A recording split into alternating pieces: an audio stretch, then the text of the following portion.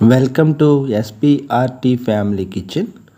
ఇది మీకు చూస్తుంటేనే అర్థమైపోతుంది, ఈ సీజన్లోనే కలిపేది, ఈ సీజన్లోనే తయారు చేసుకునేది, నెక్స్ట్ సీజన్ వరకు దీన్ని దాచుకొని తినేది మీకు ఆల్రెడీ అర్థమైపోయి ఉంటుంది. ఇది మన ఆవకాయ పచ్చడి, మన పచ్చి ఆవకాయ పచ్చడి అండి, పచ్చి మామిడికాయ పచ్చడి చాలా చాలా బాగుంటుంది. మరి దీన్ని మన గోదావరి ప్రాంతాల్లో ఎలా తయారు చేస్తారు, అది ఎంత కమ్మగా ఉంటుంది, దీంతో ఎలా తయారు చేసుకోవాలో చూపిస్తాం. అయితే ముందుగా మనం మామిడికాయలు మంచివి ఫ్రెష్గా ఉన్నవి చెట్ల నుండి తీసుకొని వచ్చి, ఇది చెరుకు రసాలండి దీని పేరు. వీటిని శుభ్రంగా కడుక్కున్న వాటిని మళ్ళీ ఒకసారి క్లాత్తో శుభ్రంగా తుడిచేసి, వాటర్ అనేది ఒక్క చుక్క కూడా లేకుండా ఒక 10-15 నిమిషాల పాటు బాగా ఫ్యాన్ దగ్గర కానీ లేదా బయట పొడి ప్రదేశంలో కానీ ఆరబెట్టండి. అలా కడుక్కున్న కాయలన్నిటినీ మరి ఇలా ముక్కలుగా కొట్టించుకోవాలి. చూడండి, ముక్క సైజు కొంచెం పెద్దగానే కొట్టించండి, మరి చిన్నగా కొడితే ఇవి మగ్గిన తర్వాత సైజు ఇంకా చిన్నగా అయిపోతుంది. అలాగని మరీ పెద్దవి కాదు, నేను చూపిస్తున్న సైజుల్లో మీరు కొట్టుకున్నా పర్లేదు, లేదా కొట్టించుకున్నా బయట కొడతారు. మనం ఇది చూడండి, ఇలా ముక్కలు కొట్టించుకున్న వాటిని మొత్తం శుభ్రపరచుకోవాలి. శుభ్రంగా లోపల ఉన్నదంతా చెత్త అంతా బ్లాక్ అలాంటివన్నీ తీసేసి మరొక్కసారి క్లాత్తో శుభ్రంగా తుడిచి ఇలా ఫ్యాన్లో ఆరబెట్టుకోండి. 10 నిమిషాల పాటు ఆరబెట్టండి. అలా ఆరబెట్టిన తర్వాత మనం స్టవ్ వెలిగించి, స్టవ్ మీద మనం ముందుగా ఏ సైజు అయితే కప్పు తీసుకున్నామో ఆ సైజు కొలతలో ఒక పావంతు మెంతుల్ని బాగా ఫ్రై చేసి, ఈ మెంతులు డైరెక్ట్గా మనకి మెంతి పౌడర్ అయితే దొరుకుతుంది, కానీ మనం ఇంట్లో తయారు చేయాలి కాబట్టి అలా కలర్ మారిన తర్వాత పక్కకు తీసుకోండి.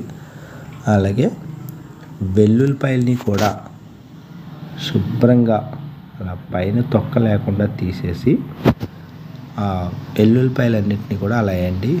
అలాగే మన ఛానల్ని ఎవరైనా ముందుగా చూస్తున్నట్టయితే ఒకసారి మన ఛానల్ని సబ్స్క్రైబ్ చేయండి, అలాగే లైక్ చేయండి, షేర్ చేయండి. చూడండి, ముక్కలన్నీ కూడా ఇప్పుడు కొలతలు ఎలా చేయాలనేది చూపిస్తాము. మనం ఒక బాక్స్ తీసుకున్నాము, చిన్న టిఫిన్ బాక్స్. ఆ బాక్స్తో అలా 8 కొలతలు, అంటే 8 బాక్సుల ముక్కలు, మాకు 8 కప్పుల ముక్కలు అయినవి. వీటికి మనం ఏం చేయాలంటే ముందుగా ఒక 2.5 లీటర్ల ఆయిల్ తీసుకొని, ఆయిల్ వేడి చేసి చల్లారి పెట్టేసి పక్కకు పెట్టుకోండి. అయితే దాంట్లో కొద్దిగా పసుపు వేసేసి అలా కలపండి.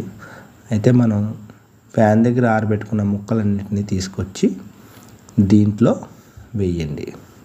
కొద్దిగా వేసుకుంటూ ఇలా జాలీలుగా ఉన్న గరిటెతో తీసి మనం ఏ పాత్రలో అయితే కలపాలనుకుంటామో ఆ పాత్రలో వేయండి. ఆయిల్ కలిసి మిక్స్ అయిన తర్వాత ఇలా ముక్కలన్నింటినీ కూడా ఆయిల్లో బాగా కలిపి అందులో వేసుకుంటే చాలా చాలా బాగా టైట్ అవుతాయి ముక్కలు. ఇది ఆవాలు మనం ఎండబెట్టుకొని పొడి చేసుకున్న 1 కప్పు ఆవపిండి అండి. మనం ఏదైతే కప్పు తీసుకున్నామో ఆ కప్పుతో, అలాగే 1 కప్పు కారం, అలాగే 1 కప్పు ఉప్పు. అంటే ఇది ఉప్పు అంటే కల్లుప్పుని మనం బాగా ఎండలో ఎండబెట్టుకొని గ్రైండ్ చేసి పెట్టుకున్న కల్లుప్పు అండి. ఇది బాగా టేస్ట్గా ఉంటుంది. అలాగే మెంతి పౌడరు 1 పావు కప్పు మెంతి మనం ఇందాక వేపుకున్నాం కదా. అలాగే వెల్లుల్లిపాయలు మనం 1 కప్పు వరకు వేసుకోవచ్చు. వేసుకొని బాగా మిక్స్ చేయండి. ఇలా మిక్స్ చేసిన మిశ్రమంలో మనం ముందుగా ఇందాక ముక్కలన్నీ తీసి నానబెట్టి, అదే ఆయిల్లో పెట్టిన ఆయిల్ ఉంది కదండి, ఆయిల్ని ఇందులో వేసేసి చూడండి ఎంత కలర్ఫుల్గా ఉంటుందో. ఈ ఆయిల్ అందులో వేసేసిన తర్వాత బాగా మిక్స్ చేయండి. అసలు తడి అనేది మీ చేతులకు కానీ మీ చుట్టుపక్కల కానీ ఉంచుకోవద్దు. చాలా జాగ్రత్తగా చేయొచ్చు. ఇదే సిమెంట్ గిన్నె కాకుండా స్టీల్ గిన్నె అయితే ఇంకా మంచిది. మనం 2 రోజులు ఇందులోనే వదిలేసి 3వ రోజు డైరెక్ట్గా ఇందులోనే కలిపి డైరెక్ట్గా మనం స్టోర్ చేసుకోవచ్చు. కానీ మరి ఆ మిశ్రమాన్ని అంతా తీసుకొచ్చి మనం ఏం చేస్తున్నాం, ఈ మామిడికాయ ముక్కల మీద వేసి చాలా జాగ్రత్తగా వేయాలి, కంట్లో గట్ట పెట్టకుండా చూసుకోండి. మొత్తం ఈ మిశ్రమాన్ని అందులో వేసేస్తున్నాం. ముక్కలన్నిటికీ కూడా బాగా దట్టించాలి. చూడండి, చాలా చాలా కలర్ఫుల్గా ఉంటుంది. ఈ సీజన్లోనే మనకు దొరుకుతాయి కాబట్టి మనం చెప్పిన కొలతలతో కరెక్ట్గా వేసుకుంటే కొంచెం అటు ఇటుగా కానీ మాగాయ అదిరిపోతుందండి. అయితే కలపడం అంతా జరిగిన తర్వాత మనం